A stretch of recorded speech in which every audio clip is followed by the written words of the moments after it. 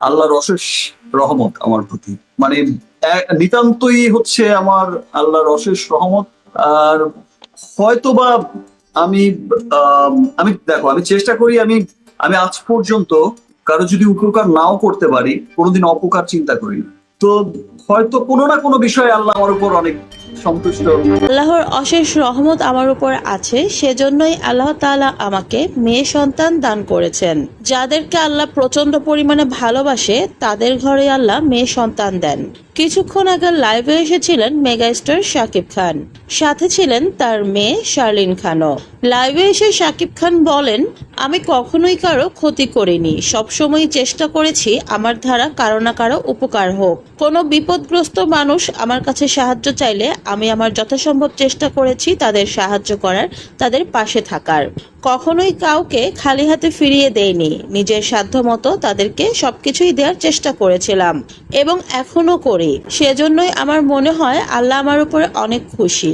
আল্লাহ যাদের উপরে অনেক খুশি থাকেন তাদেরকেই কন্যা সন্তান দান করেন। আল্লাহ খুশি হয়ে এবার আমাকে কন্যা সন্তান দিয়েছেন। কন্যা সন্তান পেয়ে আমি অনেক বেশি খুশি হয়েছি। আমার মনে হচ্ছে আমার জীবনের পরিপূর্ণতা চলে এসেছে।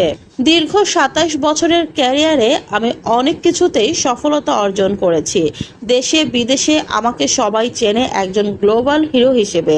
ভালোবাসা, সম্মান, টাকা পয়সা কোনো কিছুরই আমার জীবনে কমতি নেই।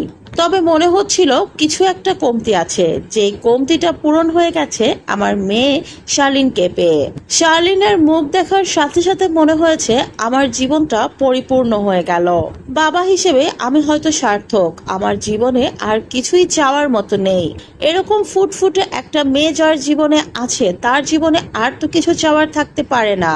এই কথাগুলো বলেই শাকিব খান খুবই আবেগপ্রবণ হয়ে পড়েন।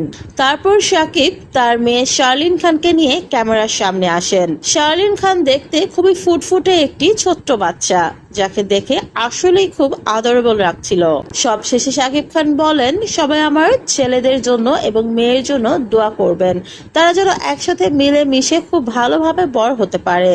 তো ভিউয়ার্স, শাকিব খানের এরকম কথা শুনে আপনাদের কি মনে হচ্ছে কমেন্ট করে জানান।